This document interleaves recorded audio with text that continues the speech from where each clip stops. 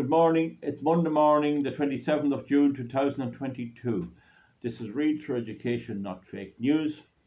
And the video is 45X and it's on saving the environment and the struggle which I and a few other of my friends have been making, often at great expense to ourselves, to try and save what's left of our environment here in Ireland and throughout Europe. This is Pat Swords. You can probably see him there now. I don't know how good you can see. See the man there talking? That's Pat Swords. Now there are other pictures from there online. That's just one, and that's him. And he's a chemical engineer, highly qualified, process, health and safety, and all that. So essentially, if there's a big distillery or something going up in Eastern Europe or America or anywhere, or maybe a big chemical works or something, he prepares that, works for the firm that prepares all the planning and gets everything, all the ducks lined up for his planning application, and he has to ensure it complies with EU environmental law. And then when he sees all the windmills and he talks to me, he realizes that they're going up with no compliance whatsoever. And we have been struggling to have the Irish courts and the Irish government comply with the law, and it's a long, hard, drawn out slog. Now, Pat has a lot of qualifications, the length of your arm, and I would urge you, if you want to, just refer back to 45H, I and J, and they're about the decision 2419, when the guidelines under which wind farms are granted were struck down by the European Court of Justice, and they have to be refused planning, and if they're already up, they have to be taken down. And this is my objective now, to take down, force the removal of the wind farms in Ireland, and particularly the ones in round here. There's another one going up now at Tahar. There are 4 within view of my top fields here, and hopefully we'll pull the whole lot of them down. Now, they're no good, they don't work, they're a scam, but they're very damaging to the environment. Now, in 2010, Pat Swords, he took on the Irish government on the National Renewable Energy Action Plan, and it went on for years, and that was convention, and they hadn't signed it and all this sort of stuff, but it fizzled out. It didn't cost him anything, but it was a stalwart effort, but it did fizzle out. And later on then, when the pylons were granted permission, he helped me to take a case as a litigant against the North-South Interconnector, and it went on for 2 days. But Max Barrett ruled, among other things, that Bord Pleanála had no substantial decision to make. In other words, they couldn't really refuse it. That's what he essentially said. And the people had paid 43,000 euros in fees, and according to his decision, the board couldn't refuse it. Now, there were other things as well, but the bottom line was no ordinary farmer from Cavan was going to go up and beat EirGrid in the Irish High Court. And it was only an exercise by me to prove that the courts would do this, to prove that the Irish courts would not back the ordinary citizen, and that they wouldn't behave as they're sworn to do. Having said that, I have long said, if you're going to tackle them on this, it's all right on some little thing, on a small little matter, but once you're going to take on the whole government, really, you have to be prepared to go with the whole hog. You have to go to the Supreme Court and the European Court of Justice, because this is European law. Now, the problem Pat had was he couldn't get lawyers, because back in 2010, there honestly were no courses in any Irish university doing European law. And even the law itself was weak enough. There hadn't been much precedent to back it up. So you'd be ploughing a fresh furrow, whereas now there's a good few furrows, and you don't have as big a struggle because you have precedent. So as time goes on, we're getting the courts to accept our case more, but of course, as time goes on, our environment is also being destroyed. So this is the dilemma we're in. It's a sort of a paradox. So he couldn't get lawyers to argue the Aarhus Convention and the SCA Directive, and I sat in with him, meeting some lawyers where he struggled to get them. I think they couldn't get the idea of it, and I think also they weren't actually prepared to take on the government. I know in one case that's what lawyers said to a person, you're taking on the government. Well, why shouldn't we be entitled to take on the government? That's our right. They promised us these rights under the law when we joined the EU, and then they pull back on them, they renege on them. Now, meanwhile, case 2419, a Belgium group took on a wind farm, a small wind farm enough, on the grounds that the 2006 guidelines were never assessed under the SCA directive, and the wind farm was granted under them, and Bigorra the won, and the case is there to be seen. Great judgment. Not only does it say that it can't be granted planning permission, but it says that the existing ones have to be torn down. Now, we know that there's trouble in Burpenola, there's people having to resign, there's a bit of scandal going on there, they haven't declared their interest. So look, you're just dealing with the state. I mean, you needn't be trying to win there in most cases. It's just pot luck. And it's pot luck when you go to the High Court what judge you get, because some judges haven't a clue. Some judges will act fairly. They're not all blackguards, but I wouldn't trust some of them. And if you go up as a lay litigant, they'll appoint some lad that's definitely going to muck it up a bit. You won't get a good judge if you go as a lay litigant. So you need barristers if you could get them, but there were no barristers anyway. So anyway, when this case came out, one Irish group asked for advice of me and Pat, and we wanted them to go in on this judgment, and Pat wanted them to go in on the whole National Renewable Energy Action Plan. But eventually we got going. But before we did, the group went to the local county council to view the file, and the council wouldn't let them see it because of COVID. And I had to get on the case, and I rang the council and I told them, either you get us in there for a half an hour, or I'll go to the High Court, and I was prepared to do that. And that's about 12 days going up and down to the High Court. It's a lot of work, but it was a very simple case. I told him, you tell your boss in the council, don't be in any doubt about it, I'm going to the High Court to get those files. But the way I took it was, I told them we would comply with all the COVID stuff, we would wear masks, we would do all that. Some people condemn me for that, but you're better just fighting on one ground, keep it simple. So I agreed we'd do that. So eventually they rang me back and they said, right, you get a half an hour. And I had to go to the place because the group mightn't be able to know how to handle them if they got contrary. So I was ready. Anyway, we got in and we got seeing the file, and they got their barrister to their legal team to fight it. One of the grounds is that the 2006 guidelines are illegal, and the wind farm was granted under them. So they wouldn't let us in, and I took them on, and I got thick as a bull, and no messing. I'd go through them for a shortcut. I wasn't going to take no for an answer. And you know, that's the type of assertiveness they back down when they're faced with it. But the local group just didn't have, they were mostly women, didn't have that drive in them. You just have to be prepared to push and not give up. Now, so the JR is before the High Court, and the latest I hear now is that it's remitted for some other reason. So it's clear, I think, what's happening is that the board and the group, the wind farm, wanted to meet for discussions, and the group, and a very ordinary person said this, the group said, well, give us your agenda. They wouldn't give them the agenda. So essentially the board and the group, the wind farm company, and the wind farm company in particular, wanted to meet the group to lambaste them and browbeat them without telling them what the subject was, what the agenda was. And of course, you know, the lady that's at every meeting is hidden agenda, so we knew what it was. So there was no meeting took place, and there was no real need anyway. Now the government is petrified. The Irish establishment is terrified, and they're working to do everything they can to save the wind farms, and they're looking for soft communities that'll either be too poor to take them on, or that won't have the metal to take them on. So it looks like that wind farm is remitted to the board, and they're prepared to withdraw the wind farm rather than let it go to court. They're terrified of this. In my opinion, we can't lose, provided the barristers are straight and go the whole way up to the European Court. Bang, the whole lot's over. So Pat needed lawyers. That's a different set of lawyers. Now I won't mention them. That's for that group. There is a few now have come on. They've gradually started with the EIA directive, and now they're moving on. They're getting a wee bit more plucky. And they did tell the group that you're taking on the state, you know. But my attitude with the state, when you are taking on the Irish state, the way to do it is go over their head. Don't have anything to do with the Irish. Only use the Irish system to get to the court, to the European Court. I remember years ago, Cavan County Council granted planning permission for a big estate, and I appealed to the Burpenola, and they rang me to tell me that it wasn't a done thing.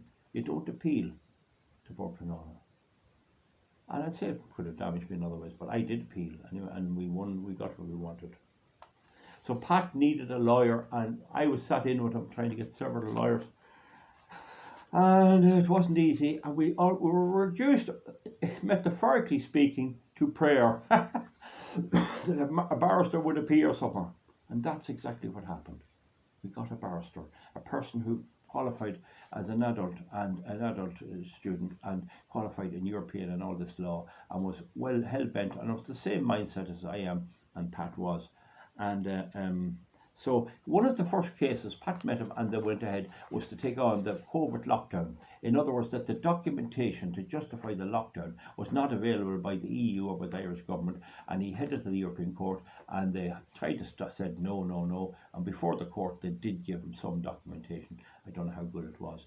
Then they wouldn't give them their expenses, but the European Court of Justice ruled that they didn't produce the documents in time and they were entitled to their expenses. It was only €700 or something, but still the barrister got his expenses, so he's won one. So now Pat is in challenging the European Investment Bank, EIB, the European Investment Bank, in the Court of Justice in the EU, on the grounds that they are loaning and giving grant and money for all this renewable energy junk and electrical infrastructure, pylons, wind farms, and all of this stuff under the National Renewable Energy Action Plan, and they have not complied with EU law under the SEA directive to assess what it's for, where it's to be, what the environmental impact is, what it gains, what it doesn't gain, whether the cost benefit analysis is done, whether it works or whether it doesn't. And of course you know, and I know, the Irish government hasn't a clue. They're just doing this to virtue signal and to put on optics and to put on a big show. So that's in. That is now going ahead. And years ago, about 2011, we started a fund, and we have funded groups all over Europe, and I was the main man in it. I was the account holder, and not a halfpenny went astray. We paid out money to various groups to help them with various things and various successes, but we've also helped a wee bit in this as well. And so at the moment our fund is exhausted, but it was very high at one time. It's still there. We still have an account, and we never know what we might do yet. But anyway, the thing about it is any group can go in now and join a Pat's lawyer. So what you do is you put your name forward. You'd need 700 or 800 in there the lawyers won't work for nothing, and you can't expect them to. He's a very good lawyer, and he's very logical. He does it very nice. Very good man, good fella. Just one man, you know. And so you don't need a solicitor if you're going to the European Court of Justice. And once you're legally qualified, that's all you need. So any wind farm group or any group that's worried about wind farms, if there's one coming down the line, now is your chance to get in and get it declared illegal, because it's very hard to see how we can lose. Now, I'll be hoping we'll put something together for Rara, Taherty, Worker and Gortanan, and we'll join and we'll do one there, put a few bob together and get him on the case. Now, this would be the way I'd envisage it. You have Pat Swords as the main man, and then you have the various groups underneath. I don't know how many groups you're going to get. We might have 3 or 4, but it'll give a bit of credence to his case. It'll show that he's not just a crank, that these other groups are supporting him on this. And I asked him about, I said before, what happens if you lose? Well, apparently the way it is, you're only caught for the cost of bringing the EU Commission out for the day to defend their case in the European Court. You're talking about 600 or 700. It's not that terribly big. So that's what I understand from it. Now, of course, I'm not a barrister and I'm not your lawyer, and I can't take responsibility for what I tell you, but I'm very honest in this way, and I would not want to see anyone walked into it. But I have always taken the view that if there's money out there somewhere, eventually a wind farm's going to be put near them, or pylons, and get that money. So far that has happened with other things, other groups, and they've been wasted on a baloney. This is where you want to put the money into challenging the whole thing in the European Court of Justice, taking on the European Investment Bank, the money that they're paying out of our taxes for this junk. And the thing about it is, once we go in there, we create uncertainty in the markets. So all these funds and hedge funds and pension funds that's lobbing the money into these might suddenly realise that they could end up with the whole thing being pulled down, and that will create uncertainty. In other words, even the private investors will not want to join with the European Investment Bank, because the European Investment Bank could be declared illegal on what they're doing.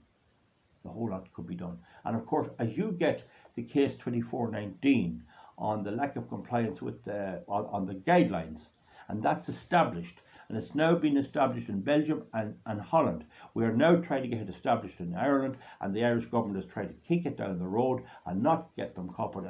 If we succeed, and if I succeed, every single wind farm and every single thing will be challenged on that, and that'll mean no wind farm will be built anywhere, and that'll really hurt them. Then if we get that situation, or we get one case through and win on that, then we hit the existing wind farms and order them to be closed down. You'd be better off wait, because people say to me, why aren't you going in now? We want let the law develop, give it a bit of time, put up with it for a while and let this develop, let it become clear to all courts that they must comply with the European law, which is there. Just look at it, Article 3.2 of the SEA Directive 2000. 20, it's 20142 EC, 20142 EC. Yeah, that's it, 20142 EC, the Strategic Environmental Assessment Directive. You're looking at Article 3.2. Now, so that's it. I did already help with the collection, very honest, and that's one great thing, because in a lot of these things you get somebody that maybe runs off with the money and that destroys it. I mean, I'd never do that. I don't need to do it anyway. I get big kicks from fighting these creeps, and I don't need to steal anything. So we'll see. But groups would have to have a few hundred up there, not a lot, and hopefully now when they see this on 16 minutes. Now the thing is the contact number. I don't give my email as a rule, because all kinds of rascals are out there trying to undermine me. People hate the way I go on. They just hate you tackling the state. And but also there's Greens and there's Green louts and there's all these kinds of things. I don't like Conservatives, and they bomb my email address. That happened before.